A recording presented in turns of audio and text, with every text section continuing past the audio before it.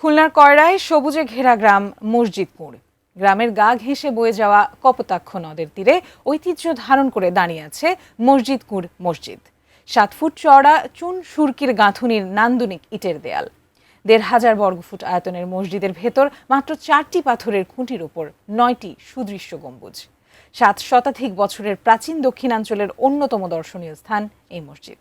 প্রতিদিন মসজিদে নামাজ আদায় করতে দূর দূরান্ত থেকে আসে ধর্মপ্রাণ মুসলমানরা। খুলনা বিভাগীয় প্রতিনিধি মোহাম্মদ অসীমের তথ্য ছবিতে দেখুন ডেস্ক রিপোর্ট।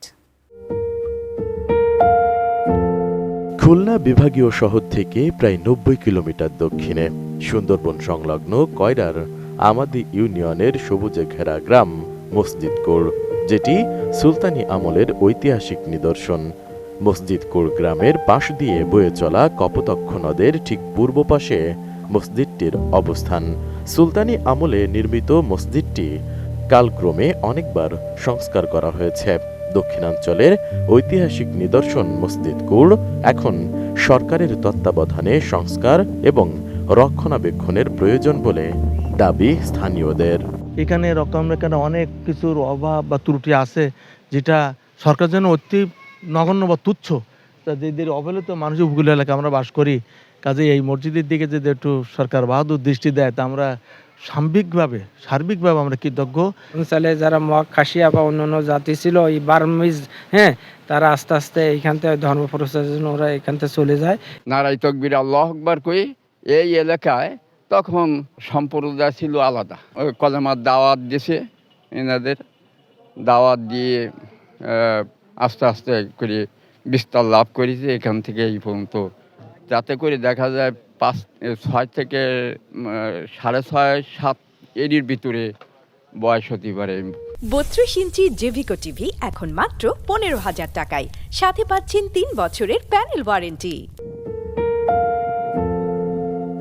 ইতিহাস থেকে জানা যায় 1418 থেকে 1433 সালে বাংলার সুলতান ছিলেন জালালউদ্দিন মোহাম্মদ শাহ।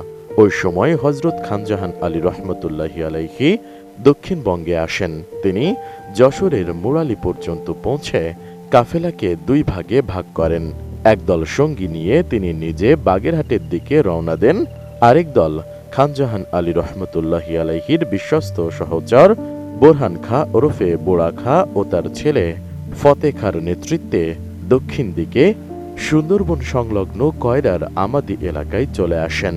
তারা হযরত খানজাহান আলী রহমতুল্লাহি আলাইহির নির্দেশ ও দৃষ্টান্ত অনুসরণ করে 1445 সালের দিকে মসজিদটি নির্মাণ করেন। খুলনা জেলার ভিতরে এইটি সবচেয়ে ঐতিহ্যবাহী, এর চেয়ে আর ভালো কিছু নেই। কিন্তু খানজাহান আলীর আদলে এটা তৈরি। পীর খানজাহান আলী ওনার শাগরেদ বোরহান আলী খাঁর সাথে এই অঞ্চলে কাজ করতো।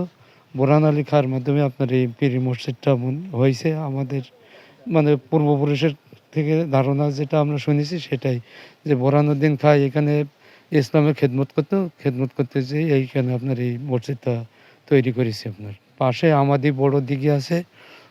মানুষের ধারণা যে দিঘির মাটি দিয়ে আপনার সে মসজিদটা তৈরি হয়েছে। 700 বছর মতো আনুমানিক বয়স মসজিদটার। বিগত 4 থেকে 5 বার সংস্কার হয়েছে আমার এই বয়স আমি দেখছি।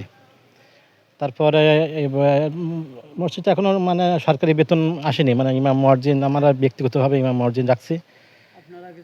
এই মসজিদের বেতন এখন 6,500 টাকা ইমামের বেতন, আর মুয়াজ্জিন কোনো বেতন টেতন নেন, এমনি আজান দেয়।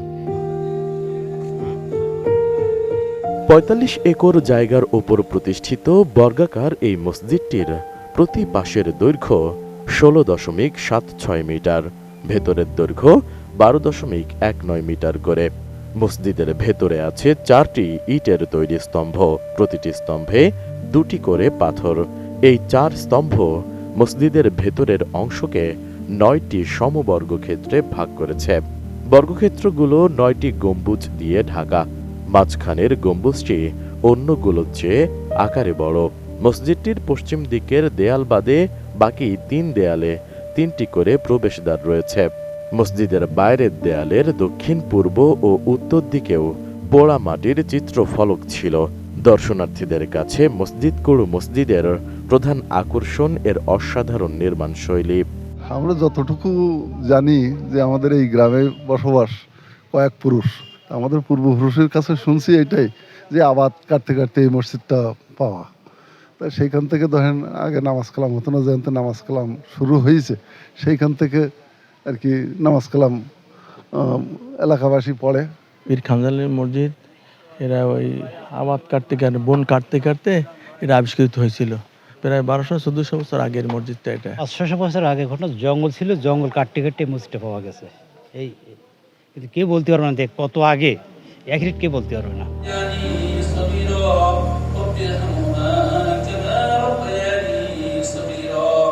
একসময় এখানে প্রতিদিন সকাল থেকে সন্ধ্যা পর্যন্ত শত শত মানুষ বিভিন্ন স্থান থেকে মানত করতে আসতেন। অনেকেই রোগ ব্যাধি থেকে মুক্তি লাভের জন্য, আবার অনেকেই মনোবাসনা পূরণের জন্য আসতেন এখানে। তবে এটি কুসংস্কার ভেবে বন্ধ করে দেওয়া হয়েছে। Desk report, ATN news.